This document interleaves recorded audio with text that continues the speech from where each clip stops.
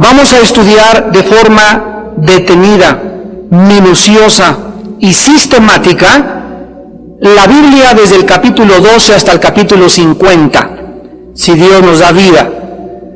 Y esta serie que va a abarcar a los patriarcas de Israel, que son Abraham, Isaac y Jacob, nos promete ser una serie que nos va a dar entendimiento de por qué nosotros debemos de vivir por fe. Nos va a dar comprensión de las cosas que en el Nuevo Testamento nos manda Dios. Y antes de entrar en materia, les quiero dar algunos principios espirituales como base, como fundamento teológico. Cuando Dios habla y nos dice que Él tiene un propósito para algo, al cumplir nosotros ese propósito, estamos haciendo la voluntad de Dios. La palabra propósito significa intento original. Intento original. La palabra propósito significa intento original o la razón original de algo. Si yo tengo un ventilador aquí y el ventilador comienza a dar vueltas y a proyectar aire hacia mí, ese ventilador está cumpliendo el propósito original del inventor. Porque el que inventó el ventilador tenía como intento original su primaria función que aventar aire. Cuando el ventilador comienza a aventar aire, está cumpliendo el propósito por el cual fue creado. Cuando nosotros se nos manda en el Nuevo Testamento a vivir por fe, el justo por la fe vivirá, significa que debemos siempre remontarnos al intento original, al propósito por el cual Dios quiere que vivamos por fe. Cuando yo comienzo a comprender los propósitos eternos de Dios, comienzo a funcionar más adecuadamente, porque ahora lo que hago lo entiendo y lo que entiendo obedezco. La persona no puede, un ser humano, obedecer a Dios si antes no cree. Cuando yo creo verdaderamente, bíblicamente, comienzo a obedecer a Dios. Pero cuando yo creo, necesito estar convencido de aquello que estoy creyendo. Y una vez que esta convicción entra a mi vida, yo comienzo a hacer aquello del Dios que me dice, haz esto, haz aquello, pórtate de esta manera, deja esto, deja aquello. Lo hago porque creo y porque sé que su intento original, su propósito por el cual me dice Dios, haz esto, no cometerás inmoralidad, me amarás con todo tu corazón, su propósito original es que al hacer yo esto, yo pueda realizarme como su hijo o como su hija. Mientras nosotros no nos realicemos, mientras nosotros no hagamos ni cumplamos el propósito original de Dios, nuestra vida no tendrá propósito ni significado. ¿Seguirás viviendo como viven los animalitos del campo? ¿Seguirás teniendo la vida almática nada más? No encontrarás todavía, no disfrutarás tu matrimonio, no disfrutarás tu carrera de medicina, no podrás disfrutar nada en la vida. Y serás cristiano, irás a la iglesia y todo, pero tu actitud es amargada, es triste, nunca hay gozo, nunca has realmente comprendido y entendido el propósito original de Dios. Dice la Biblia en Mateo 13 que cuando Jesucristo explicó la parábola del sembrador, en el primer caso, dice, el sembrador salió a sembrar y parte cayó junto al camino, vinieron las aves de los cielos y se llevaron la palabra, se llevaron la semilla y no hubo ningún fruto. Y cuando Jesucristo explica y revela el intento original de haber contado esto que no entendió toda la gente, les dice a sus discípulos, a ustedes les es dado el conocer lo que la gente común no conoce. El hombre natural no entiende las cosas del Espíritu porque aparecen locura, se han de discernir, no se pueden razonar, y aunque intente y aunque procure, no puede entender porque son cosas espirituales. Pero a ustedes les es dado conocer los misterios del reino de Dios. La persona que oye la palabra explicando este caso Cristo y no entiende, viene el malo y arrebata la semilla de su corazón y entonces no hay ningún crecimiento.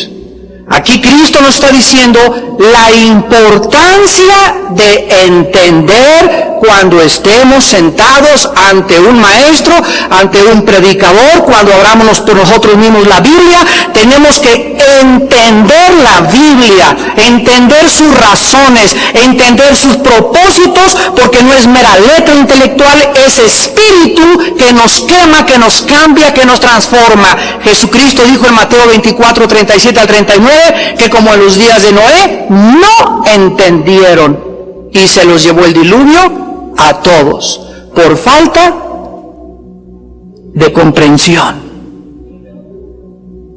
Por falta de comprensión, por falta de no entender por qué Dios te dijo que no te casaras con un muchacho que no fuera cristiano, te casaste con un muchacho que no era cristiano, te casaste con una muchacha que no era cristiana, porque no entendiste. Si lo hubieras entendido, no lo hubieras hecho.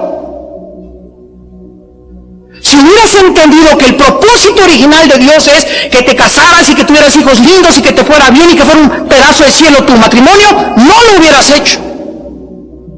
Pero tu falta de comprensión y de entendimiento de por qué Dios me dice que no vaya a las discos, por qué me dice que yo no haga esto, por qué Dios me prohíbe aquellas cosas, si yo no entiendo esas cosas, no las voy a poder obedecer.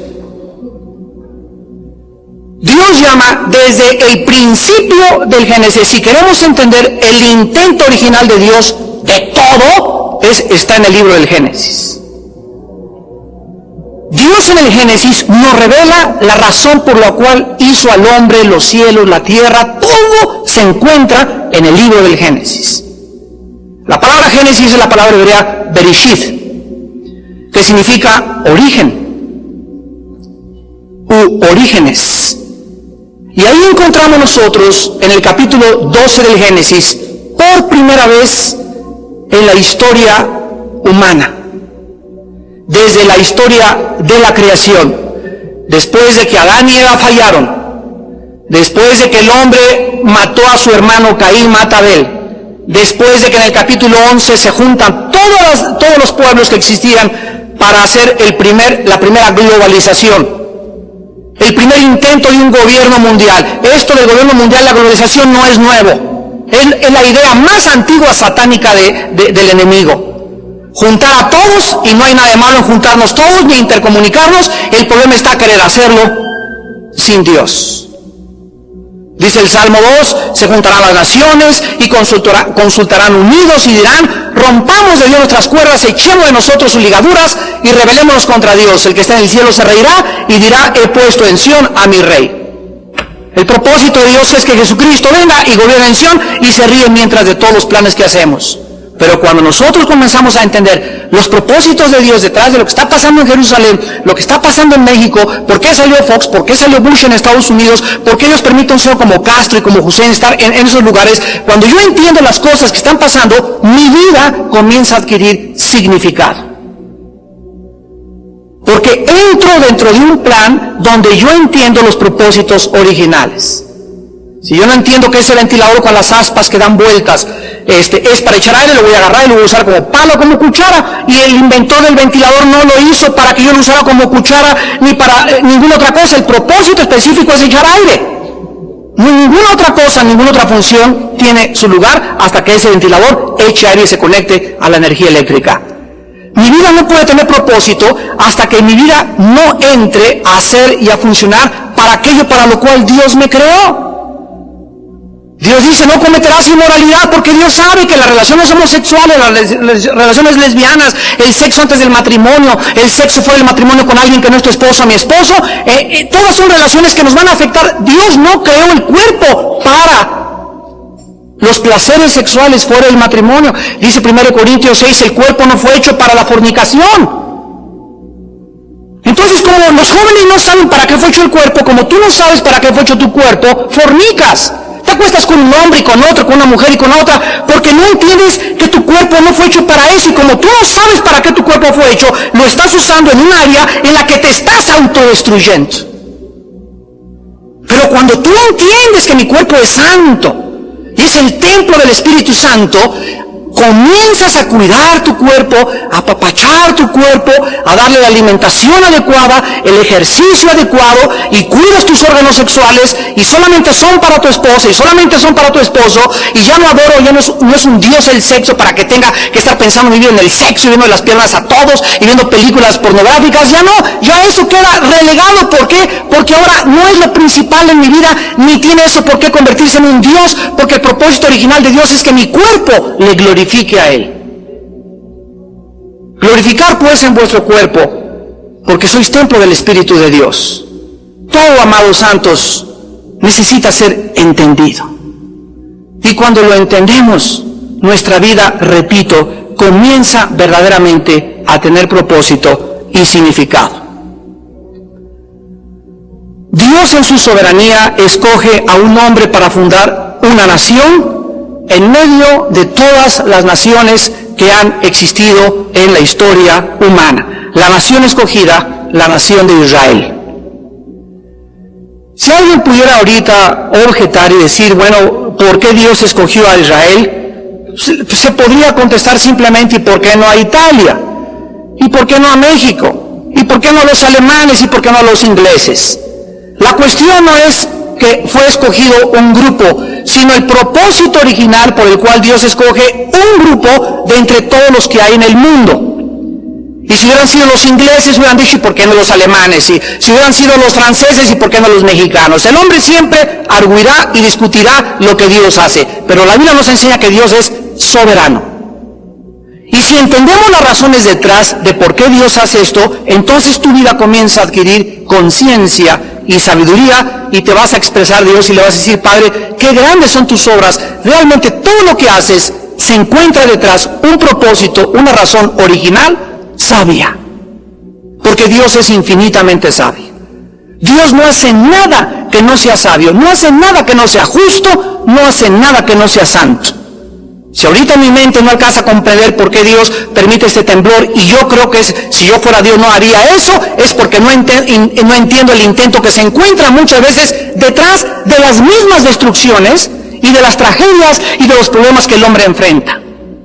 Pero cuando yo comienzo a entender la mente de Dios, comienzo realmente, como Job, a decir, enmudecí y callé, porque tú lo hiciste. Yo no soy juez ni para juzgarte ni para decirte esto es bueno, esto es malo, de acuerdo a mi pobre perspectiva, a mi pobre entendimiento lleno de tinieblas. Para mí es malo, y si yo fuera tú no haría esto. Dios me contesta, pero tú no eres yo. Y en segundo lugar, son barbaridades las que estás diciendo, porque lo finito no puede comprender lo infinito.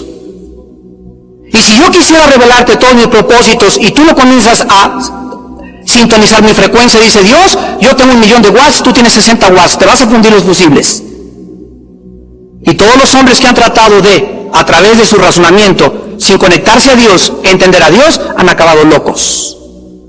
El más grande ejemplo del siglo pasado es Friedrich Nietzsche, el filósofo de Adolfo Hitler, el hombre que escribió Zaratustra y así hablaba el hombre que dijo Dios está muerto, el que ha influido más grandemente que ningún otro hombre en la filosofía del siglo pasado, el siglo del ateísmo. Gracias a Nietzsche, el filósofo que a los 42 años acabó homosexual y loco totalmente de remate. Dios no estaba muerto, el que se murió fue Nietzsche. Dios sigue vivo. Dios escoge a Israel por varias razones. La primera es para que en medio de toda la historia que a partir de este momento comienza a desarrollarse, ya a partir de las naciones que comienzan a formarse, hubiera una nación en el mundo entero, en la historia hasta hasta el 2001, donde nos encontramos ahorita, que pudiéramos nosotros ahorita voltear hacia el pasado, y ahorita tenemos a historiadores, a sociólogos, a psicólogos, a antropólogos, y decirles, en el estudio que ustedes tienen de la sociología, de la antropología, díganme señores científicos, díganme señores académicos, ¿qué otra nación en la historia de la humanidad, antes de que hubiera la revelación de un solo Dios, fue monoteísta? Si nosotros recurrimos al pasado, las civilizaciones más antiguas registradas son los sumerios, los egipcios y los asirios. Y todos fueron politeístas. Después surgieron los babilonios, los griegos y los romanos con miles de dioses. Israel Israel es la única nación en la historia, en medio de todas las civilizaciones del pasado y de todas las tribus que han existido, que dio testimonio de un solo Dios verdadero.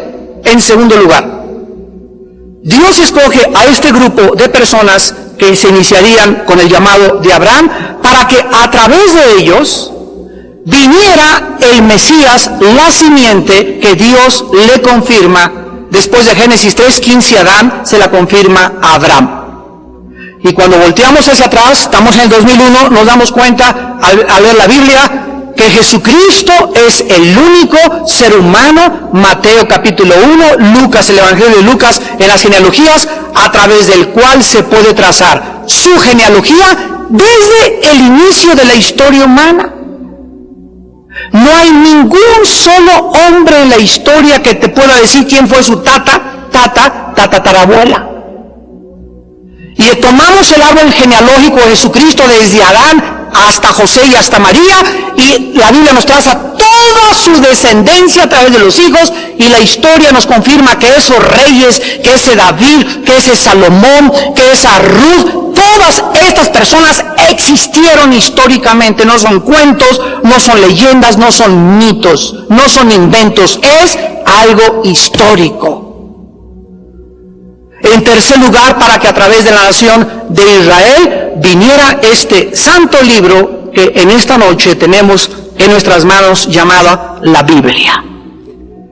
Los más de 40 autores de la Biblia fueron todos judíos. La primera iglesia fue judía. El cristianismo tiene sus raíces en el judaísmo, no en el actual judaísmo, en el judaísmo de Abraham, Isaac y de Jacob y de la Torah. Porque ahora el judaísmo moderno ya es más fuerte rabínicamente. Ahora el judaísmo moderno tiene dos libros, uno es el Mishnah, el otro es el Talmud, donde son ya interpretaciones de hombres de la Torah, o sea, le agregaron a la revelación divina. Lo mismo que pasó con el cristianismo, cuando se le agregó a la Biblia 11 libros y se introdujeron herejías que no se encuentran en la palabra de Dios. La Biblia fue escrita por judíos, el origen fue judío, el primer Mesías fue el Mesías único y verdadero Jesucristo judío, los primeros cristianos judíos, los apóstoles judíos, la primera iglesia judía, hasta los primeros siglos, los primeros años todos eran judíos, hasta que después ya se dispersó el evangelio y las naciones se adhirieron al olivo, se cortó al pueblo judío y fuimos injertados, Romanos 11, en el olivo original. Nosotros que éramos olivo silvestre fuimos injertados y ahora participamos de las promesas de Abraham. Lo que se le prometió Dios a Abraham nos pertenece a nosotros, a la iglesia. Gálatas 3 y Gálatas capítulo 4. El que es de la fe es hijo de Abraham. Y todo lo que vamos a estudiar de Abraham nos corresponde a nosotros. Posteriormente, Dios le dijo a Abraham que le iba a dar un hijo. Y vamos a ir desarrollando todo esto con más detalles, el cual después le llamaron Isaac.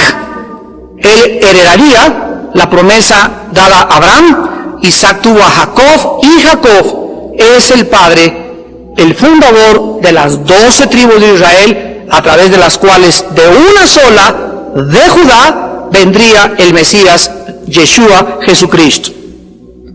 Hace, yo creo que menos de un mes, todos los pastores de Villanueva fuimos invitados, les conté, a la embajada de Israel.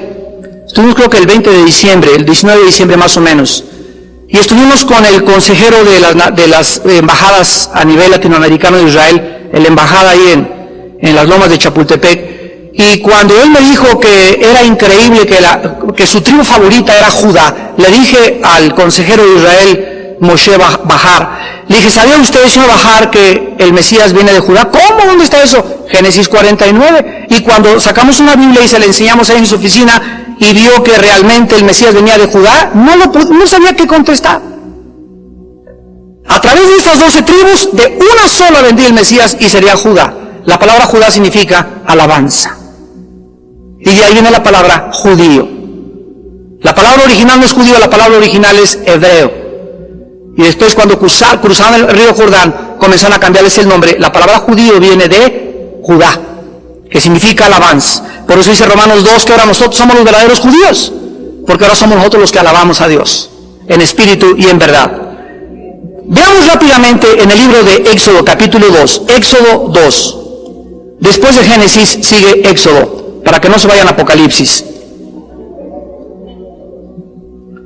Cómo continuamente Dios se comienza a manifestar ante la nación de Israel como el Dios de Abraham, de Isaac y de Jacob. Y les voy a decir el intento original. Dice Éxodo 2, versículo 24, y oyó Dios el gemido de ellos, y se acordó de su pacto con Abraham, Isaac y Jacob. Éxodo 3, versículo 6, y dijo, yo soy el Dios de tu padre, Dios de Abraham, de Isaac y Jacob. Versículo 15 al 16, además Dios dijo a Moisés, así dirás a los hijos de Israel, Jehová, el Dios de vuestros padres, el Dios de Abraham, Dios de Isaac y Dios de Jacob, me ha enviado a vosotros, este es mi nombre para siempre. Vemos pues que Dios comienza a aparecerse, comienza a revelarse lo infinito, comienza a bajar a lo infinito, lo intrascendente, lo que va más allá de la comprensión humana, lo que está invisible se comienza a manifestar en el mundo visible. Aquel que no está sujeto a ninguna dimensión se baja a nuestra dimensión, y en nuestra dimensión en la que nosotros vivimos, física, limitada, se comienza a manifestar a los hombres, y siempre les dice, soy el padre de Abraham, de Isaac y de Jacob. ¿Por qué? Cuando Dios comienza a revelarse y a insistir que Él es el Dios de Abraham, de Isaac y de Jacob, quiero que noten que ya Abraham, Isaac y Jacob habían muerto, ¿verdad? Ya eran historia los tres. Y cuando Dios comienza a decirles, yo soy el Dios de Abraham y Dios de Jacob, está diciendo Dios, en primer lugar, que ellos están vivos. Porque Dios no es el Dios de muertos. Yo fui el Dios de... No, yo soy el Dios actualmente de Abraham, Isaac y Jacob. O sea que estos tres personajes están en su presencia y están vivos. Y Dios comienza a mostrarles que esas personas, a través de las cuales Él se reveló, a través de las cuales puso su propósito original, su intento original para fundar una nación de donde vendrían y donde todos nosotros venimos, ¿verdad? Donde está nuestra cola, tenía el propósito de demostrarnos de que somos peregrinos en esta tierra.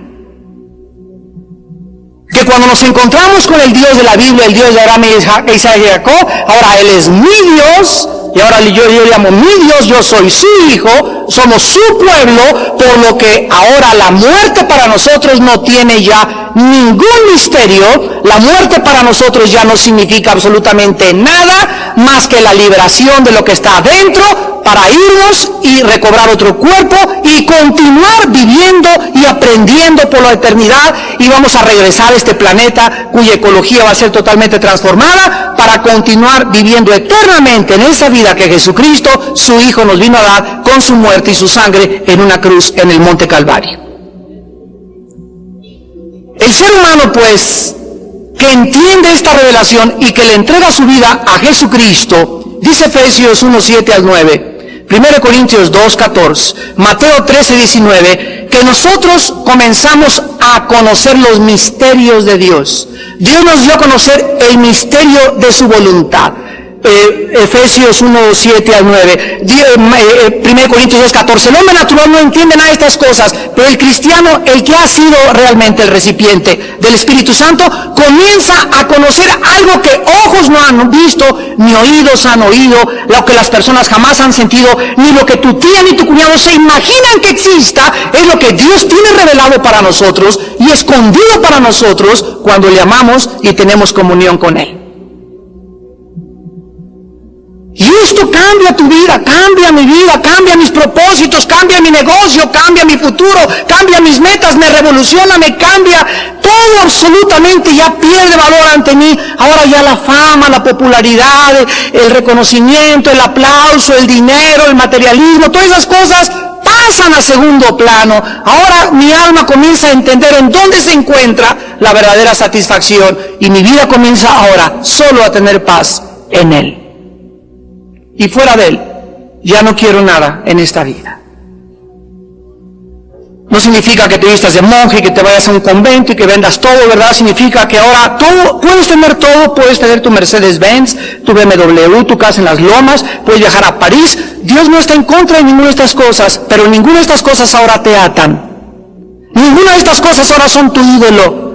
Tu negocio ya, el llegar a ser presidente, senador, funcionario, es secundario todo. Si vas a querer ahora llegar a algo, y qué bueno que seamos ambiciosos para alcanzar puestos, es con el propósito de glorificar su nombre. Y si no es ese tu propósito original, tu intento original, tu razón por la cual quieres estudiar lo que estudias, quieres llegar a ser lo que eres, si no es ese tu propósito de llegar ahí, no vas a poder jamás, al llegar ahí, encontrar la razón ni la satisfacción de tu vida. Porque la razón y el propósito de nuestra vida es Dios. Solo para Él fuimos creados, y nuestra vida fuera de Él nunca alcanzará el propósito en esta tierra. Abraham, pues, y los descendientes de Abraham serían, este es el primer principio en esta noche, las personas que a través de ellas Dios cumpliría y alcanzaría sus propósitos en esta tierra. La razón por la cual Dios llamó a Abraham fue para que él fuera la semilla. La razón original fuera el comienzo de algo que ahora es una multitud que se llama el cristianismo, y ahora somos la iglesia, y todo lo que existe ahora alrededor de Jesucristo tiene su propósito original en la historia en Abraham. Y por esta razón a Abraham se le llama, veámoslo rápidamente en Romanos 4, el padre, el progenitor de todos nosotros, los creyentes. Dice Romanos 4, versículo 11 y 12, y recibió la circuncisión como señal, como sello de la justicia de la fe, que estuvo aún incircunciso, para que fuese, ¿qué cosa? Padre de todos los creyentes no circuncidados. Un momento, maestro. Si este hombre se le llama el Padre de todos nosotros, yo quiero conocer a mi Padre espiritual, en el sentido que Dios sus propósitos y los principios y los caminos que primero ahorita yo estoy siguiendo se los reveló a Él, y esta es la importancia de conocer y estudiar la vida de Abraham, porque Él fue el origen de todo lo que nosotros somos. Él es el Padre de la iglesia, de todos nosotros los creyentes y de todos los que se conviertan, el Padre de los creyentes. Dice el versículo 17, el versículo 12, y padre de la circuncisión, para los que no solamente son de la circuncisión, o sea, los judíos, sino que también siguen las pisadas de fe que tuvo otra vez nuestro padre Abraham antes de ser circuncidado. Por segunda vez se le llama que es nuestro Padre. Y el versículo 17 dice, como está escrito, te he puesto por padre de muchas gentes. Dios le llama a Abraham en el nuevo pacto, en el Beth Midrash, el Padre de todos nosotros.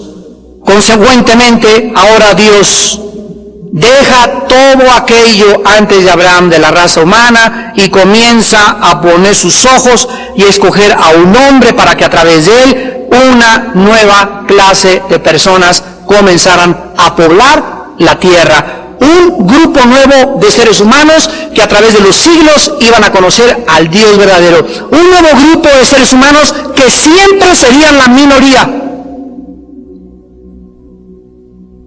Pero la minoría con Dios. Dios comienza a escoger lo insensato para avergonzar a los sabios, lo vil y lo despreciado para avergonzar a los fuertes. Y lo que no es para deshacer lo que es. Y ahora predicamos nosotros la palabra de la cruz, la cual es locura al mundo que no conoce los misterios de Dios. Ahora, las cosas del Espíritu, el mundo no las puede recibir ni las puede entender, porque el mundo está guiado por el alma, el mundo está guiado por sus 5 sentidos. El mundo solamente le interesa lo que ve, lo que oye, el poder, la fama, la mundanalidad, el sexo, el dinero, el materialismo. Es lo único que está alrededor del mundo. Ahora nosotros tenemos un llamado celestial. He entendido mi llamado celestial, me entrego a ese llamado celestial y mi vida comienza a adquirir propósito y significado todos los días. La Biblia nos muestra, pues, regresamos a Génesis 12, que Abraham es el personaje más importante de la Biblia, porque 14 capítulos del Génesis están dedicados a Abraham. 14 capítulos del Génesis, del capítulo 12 al capítulo 25 del Génesis. Un capítulo entero del Nuevo Testamento, Romanos 4, dedicado a Abraham. Un capítulo entero, Romanos 4, está dedicado a Abraham y a la justificación o a la enseñanza de la doctrina, que es la columna vertebral de la Biblia, la justificación por la fe. Un capítulo de Gálatas, el capítulo 3 de Gálatas, menciona la gran fe de Abraham. Y 12 versículos de Hebreos capítulo 11, que es la galería de los héroes de la fe, está dedicada a Abraham. Hebreos 11, del 8 al 19. Abraham fue el progenitor de 2 grupos raciales de gentes, los árabes y los judíos. Y entre estos 2 grupos se encuentra el conflicto de los siglos. Es increíble que antes del 67, ustedes saben que los palestinos, la palabra palestino viene de la palabra filista, de donde vinieron los filisteos. Y finalmente todos ellos son árabes. Antes de la guerra del 67, nunca los países árabes como Saudi Arabia, Jordania, Irak, que son millonarios en petróleo, les ofrecieron jamás construirles una casa. Realmente, si son hermanos árabes y los palestinos son árabes, ¿por qué las naciones árabes no les han dicho, mira, vengan ustedes para acá, vengan ustedes para acá, vengan ustedes para acá, y déjenles ese pedacito de tierra? Israel es más pequeño que el estado de Nueva Jersey en Estados Unidos. Déjenles ese pedacito y se acabó todo el conflicto. ¿Por qué a fuerza quieren estar en un lugar que nunca estuvieron? ¿Por qué? Vemos pues que detrás de toda esta historia, estos conflictos, se encuentran fuerzas y poderes espirituales, explicados solamente en la Biblia. Abraham se le llama el amigo de Dios, el príncipe de Dios, Génesis 23:6, Santiago 2:23, un profeta de Dios, Génesis 27, el siervo de Dios, Salmo 105:6, y Abraham nuestro padre. En Romanos 4:1, 11, 16 al 17, y en Santiago 2:21. La vida de Abraham es el retrato más grande de lo que es un cristiano en su peregrinar por fe en este mundo. La vida de Abraham es el símbolo, el retrato del viaje que todos nosotros iniciamos y emprendemos desde nuestro llamamiento, desde nuestra conversión. Abraham es la más grande ilustración de la doctrina más importante de toda la Biblia, la justificación solo por la fe. Veamos pues en Génesis 12, para iniciar brevemente este estudio, cómo llama Dios a Abraham. Jehová había dicho a Abraham. Observen ustedes el tiempo del verbo. No dice Jehová habló a Abraham, sino había dicho. Esto nos dice, y lo vamos a comprobar a continuación, que aquí es el segundo llamamiento de Abraham. Que Dios ya había llamado a Abraham cuando estaba en Ur de los Caldeos, lo que es ahorita Irak, geográficamente, ya le había llamado, y por alguna razón Abraham no obedeció este llamado hasta esta segunda vez. Jehová había dicho a Abraham. ¿Qué fue lo que le dijo a Abraham? Dios a Abraham 3 cosas. Número 1, vete de tu tierra. 2, vete de tu parentela, y 3, vete de la casa de tu padre a la tierra que te mostraré. Vean ustedes, Dios le dice, deja esta tierra, pongan mucha atención, y te vas a ir a otra tierra. El llamado de Dios es para dejar una tierra y llegar a otra tierra.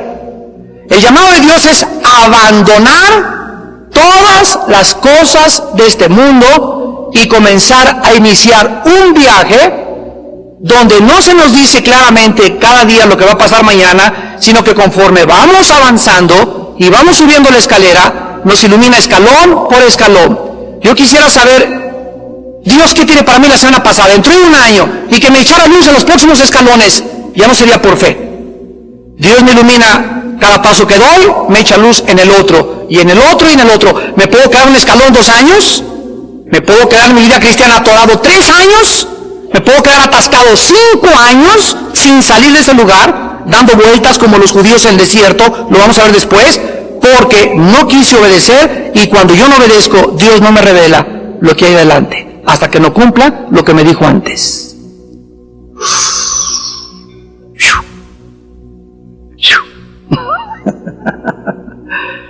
Es por fe, lo vamos a entender. Dios le dice que abandone su país, sus parientes y la casa de su padre, sus familias y sus posesiones. ¿Por qué? Vamos a comenzar a cuestionar a Dios. De eso se trata el estudio. ¿Por qué llamaría a Dios y por qué nos llama a nosotros a dejar lo mismo? ¿Por qué dice Santiago 4, no sabéis que la amistad con el mundo es enemistad contra Dios? ¿Por qué dice 1 Juan 2, 15 al 17, no améis las cosas del mundo ni las cosas que están en el mundo? Porque los deseos de los ojos y los deseos de la vida y la vanagloria, todo eso pasa, pero el que hace la voluntad de Dios permanece para siempre. ¿Por qué dice en Apocalipsis 18, salgan de Babilonia, pueblo mío, y no se contaminen? ¿Por qué ese llamado de Dios a dejar todo? ¿Qué significa todo esto? Precisamente Dios le dice a Abraham que deje todas estas cosas porque son las cosas que por naturaleza amamos en nuestro corazón.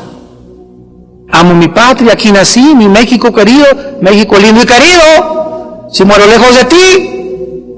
Amo mi familia, amo mis costumbres, mis tradiciones, y un día a los 20 años, a los 25 años, no sé cuándo se te apareció a ti Dios, cuándo te llamó, ahí me llamó a los 26, hablando, me tumba en mi caballo, nos tumba nuestro caballo, mi caballo por allá, y la filosofía, y el intelecto, y el bolchevismo, y la dialéctica materialista, y el marxismo, y mis héroes de Sócrates, y Platón, y bla, y Jesús, ¿quién eres, Señor? Yo soy Jesús, y todos tus rollos, ¿verdad?, perteneces al mundo, ahora quiero que me sigas.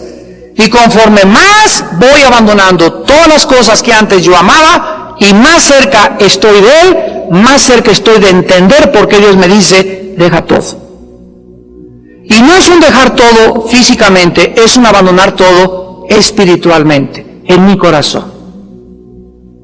Porque tú puedes vivir en una posilga y en una covacha y no tener posesiones materiales y tener ídolos. Y puedes tener 50 coches y 50 casas, y sin embargo nada es un ídolo en tu corazón. Y hay multimillonarios, vamos a ver que Abraham era millonario, que no tienen ídolos en su corazón, porque la idolatría es del corazón, no son bienes físicos.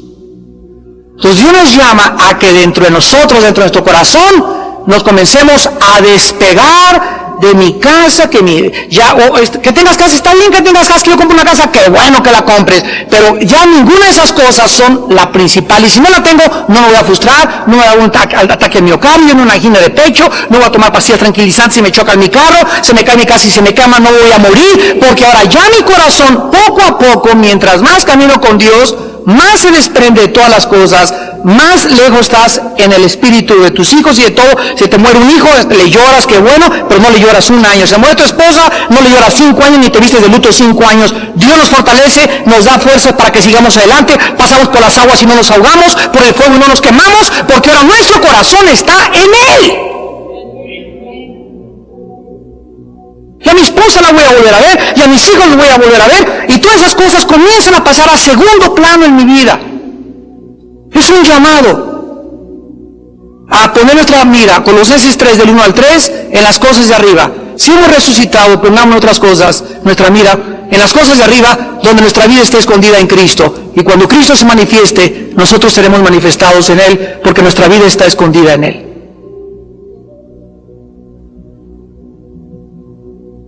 ¿Cómo sabemos ahora de que este fue el segundo llamado? Bueno, vamos a ver nosotros a continuación en Génesis 11, 31 y 32. Los antecedentes de Abraham. Tomó Taré a Abraham su hijo. El papá de Abraham se llamaba Taré. Y a Lot, hijo de Harán. Lot era hijo de un hermano de Abraham llamado Harán. Recuerden esto para que cuando vivamos con la vida de Lot sepamos por qué se pelearon. Hijo de su hijo, y a Sarai su nuera. O sea que Sarai, la que se casó más tarde con Abraham, era su media hermana. Sarai era media hermana de Abraham. Abraham se casó con su media hermana. Hasta el tiempo que la ley fue entregada a Moisés, Dios permitió que se casaran entre parientes. Y la raza humana comenzó a multiplicarse y a cumplir los propósitos de Dios. Cuando ya Dios dio el Levítico, las órdenes ceremoniales de lo inmundo y lo limpio, de lo que era permitido y lo que no era permitido, ya se prohíbe casarse hasta con primos de segundo grado. Y ya la ciencia nos da testimonio, ¿verdad? Hay una enfermedad llamada la hemofilia, donde es fácilmente transmitida cuando te casas con una persona muy cercana o una persona muy cerca a ti, sea primo hermano o primo segundo. Es muy peligroso casarse ya en este grado. Pero aquí en estos tiempos, Dios, su propósito era que entre ellos mismos tuvieran relaciones y se multiplicaran. Después dice, Sarai no era mujer de Abraham su hijo, y salió con ellos de Ur, de los caldeos, para ir a la tierra de Canaán. Y vinieron hasta Harán y se quedaron allí. Y fueron los días de Taré 205 años, y murió Taré en Harán. Veamos pues en Génesis 12:1 que Dios dijo, había dicho Jehová. Ahora la palabra pero, en el capítulo 12, versículo 1, pero Jehová había dicho.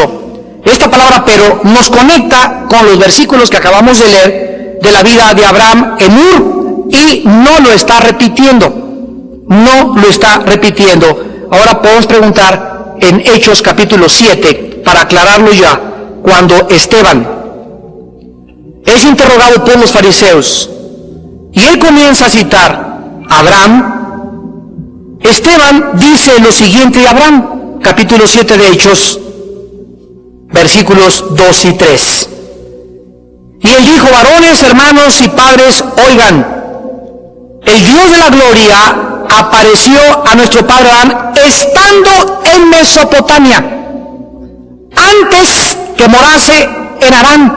Aquí Esteban está diciendo que antes de que Taré se cambiara a Harán, que es donde encontramos el llamado, antes de eso, Dios ya había revelado, ya había llamado, ya se le había aparecido a Abraham, antes que morase en Harán. Y le dijo, sal de tu tierra y de tu parentela, y ven a la tierra que yo te mostraré. Vamos a contestar la siguiente pregunta. ¿Por qué Abraham no respondió al primer llamado y respondió hasta el segundo llamado de Dios?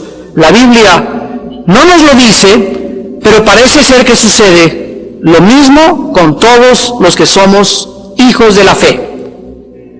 Todos nosotros como cristianos recibimos a Cristo, y el primer año de cristianos comenzamos a hacer cosas, y ya el primer año que bueno, ya no fumas, ya no tomas, que es la mejor señal de que estás realmente siendo cristiano. Ya no comienzas a ver otras mujeres, ya comienzas a tener discernimiento, tu conciencia es cada vez más sensible, y cada vez que pasa tienes ganas más de acercarte para Dios. Al principio te parece muy fanático, no, esto es demasiado exagerado porque no lo entiendes, pero mientras más pasa tu vida cristiana y más pasa tu vida, más te consagras. Casi ninguno de nosotros, cuando Dios nos llama, nos consagramos totalmente a Él. De consagrar ya tenían 5 años en Cristo, otros tenían 7, otros a los 3, otros a los 10 años, algo les pasa en su vida que son conmovidos y dicen, Dios mío, ahora sí, y se entregan a Dios después de tantos años. No sabemos cuánto pasó entre la primera aparición de Abraham, pero hasta la segunda vez que Dios le dice a Abraham, te dije que dejaras eso, Abraham lo deja. Hace poco estaba platicando con un amigo judío, y me dijo: Armando, fíjate que, bueno, yo tengo a Cristo y tengo como 4 años en Cristo, pero hace poco tiempo un amigo mío se suicidó, judío también, y me conmovió tanto y me perturbó tanto su suicidio, que desde ese momento yo entendí que yo podía acabar lo mismo y que no fui el testigo que debía haber sido con él, y quiero decirte que ha cambiado radicalmente mi vida y ahora estoy entregado totalmente a Dios. No quiero saber nada más que hacer la voluntad de Dios. Muchos de ustedes, como dice 2 de Pedro 1:10, deben hacer firme vuestra elección y vocación, porque haciendo estas cosas no caeréis jamás. Muchos de ustedes siguen cayendo y con las chavas y con el dinero y con esto y con los placeres y Dios segundo lugar y ¡pum! Hasta que no pase algo. Un terremoto, algo, o una muerte en tu país que te haga reaccionar y que puedas decir: Dios mío, es que yo en cualquier momento yo puedo salirme de este mundo. ¿Y qué he hecho con mi vida? ¿En qué he usado mi dinero? ¿En qué he usado mi tiempo? ¿En dónde estaban mis pensamientos? Y ahora estás ante el juicio de Dios en la otra vida y sin ninguna otra oportunidad para vivir para Él. Qué importante es que te consagres, que tomes en serio a Dios. El llamado de Abraham a abandonar su país era muy fuerte. Regresamos a Génesis 12. Porque el país para una persona significa muchas cosas. La tierra donde nacimos, crecimos y vivimos. La tierra de nuestro propio idioma y nuestra propia gente, a la que entendemos. La tierra del atole, los tamales y del chile. La tierra de nuestra educación, de nuestra cultura y nuestro medio ambiente. La tierra de nuestro gobierno, de nuestras leyes, estamos acostumbrados. La tierra a la que estamos acostumbrados a vivir. De repente Dios te dice: te vas de misionero a Italia, te vas de misionero al África, te vas de misionero a Guatemala, y cuando ese llamado viene a tu vida y tú no estás listo mentalmente, y menos tu esposa, y tu esposa te dice: pues no me voy, aquí me quedo, y te vas tú, etcétera, etcétera, es un desastre y te anclas y te quedas estancado durante mucho tiempo, porque antes de que viniera ese llamado no te consagraste, no preparaste a tu esposa, no preparaste a tus hijos, y ahora que tienes ese llamado no estás listo. Y Dios llama 1, 2 y 3 veces a lo mucho. Mañana te nombran diputado, y eres diputado y subes a la Cámara de Diputados y ya tienes una plataforma de poder, tu charol y todo aquí, tu motocicleta y aquí toda la cosa, ¿verdad?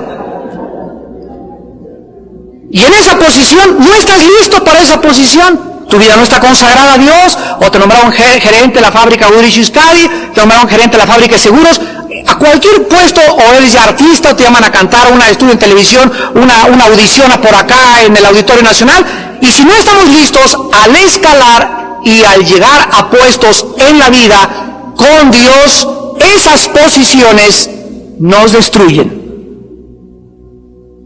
Nos autodestruyen, porque nosotros no fuimos creados para el poder, ni para la gloria, ni para el reconocimiento, ni para el aplauso, porque todo eso se lo tenemos que dar a Dios. Y si yo no estoy acostumbrado a eso, todo eso me va a enfermar, mi charola me va a enfermar, voy a volver arbitrario, mi belleza me va a enfermar, mi vanidad, todo eso se va a convertir en mis peores enemigos, y mi cristianismo nunca florecerá, porque cuando me llamaron no estaba consagrado. Cásate sin consagrar y te va a ir como la China alegre. Haz un negocio sin consagrar con alguien que no es cristiano y te va a ir como en feria. Pon un negocio y tu negocio no está entregado ni dedicado totalmente a Dios, y tu negocio va a servir para hasta dividir tu familia. Porque Dios le dice a Abraham que deje esa tierra tan bonita, el chile, los tamales y todas esas cosas, en primer lugar, porque la gente del país de Abraham se habían vuelto idólatras, falsos adoradores, paganos, inmorales, ambiciosos y codiciosos de los bienes materiales. Cuando Dios nos dice que dejemos esta tierra, no nos dice que nos pongamos un traje de astronauta y que nos vayamos del planeta Tierra a la Luna, sino que ahora dejemos todo el mundo y las cosas del mundo, los deseos de los ojos, la vanagloria de la vida. Dios me dice, Armando, deja en tu espíritu esas cosas. Ya no permitas que te anclen ni que te atraigan, ni te vayas con la finta de las cosas bonitas y la popularidad y la fama. Ya no anheles grandezas para ti, ya no anheles los primeros lugares, ya no anheles el aplauso, ya no anheles, crucifícate. Crucifica tu carne con tus deseos y sal de este mundo espiritualmente. Ya no ames las cosas que están en el mundo. Aunque vives en el mundo, no estamos en el mundo. Jesús dijo en Juan 17, Padre, yo no te pido que los quites del mundo, sino que los guardes en el mundo del mal. Esta gente había abandonado al Dios verdadero y la gente a su alrededor han abandonado a Dios. Se habían entregado al paganismo y la idolatría. Toda la gente a nuestro alrededor, nuestros propios familiares, nuestras mejores amistades, son idólatras, son paganos. Y no significa, ya no te voy a hablar, ya no vengas a mi casa. No, nos está hablando, ¿verdad? Que ahora mi relación con Él es cuidado, cuidado, cuidado. Y como estás, Paquito y todo, pero cuidándome siempre con mi escudo aquí, porque si me meto en sus terrenos, me contamina. Te acaba convenciendo y te vas con Él, te acaba convenciendo y te vas con ella. Deuteronomio 7, no entreguéis vuestros hijos ni vuestras hijas a las naciones de alrededor, porque los arrastrarán a servir a sus dioses.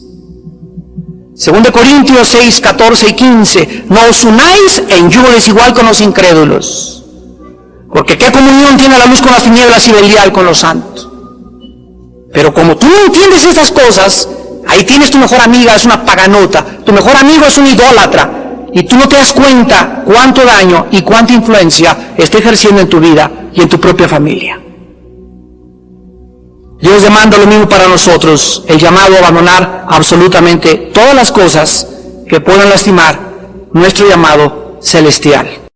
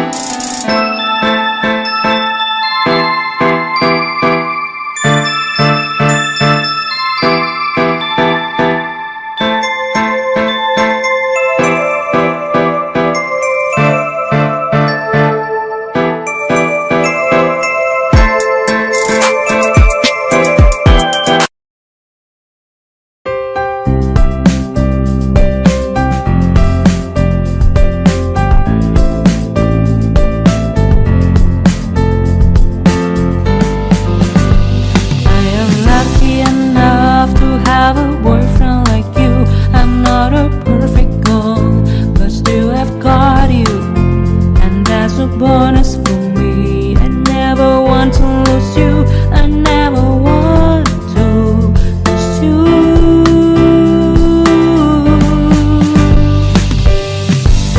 You will not believe, but it is true when I say that you are the more important person in my life.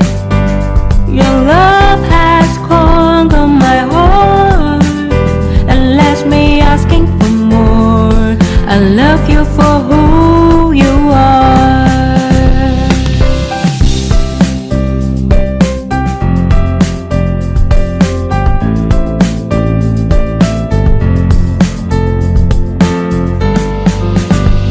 I am lucky enough to have a boyfriend like you. I'm not a perfect girl, but still I've got you, and that's a bonus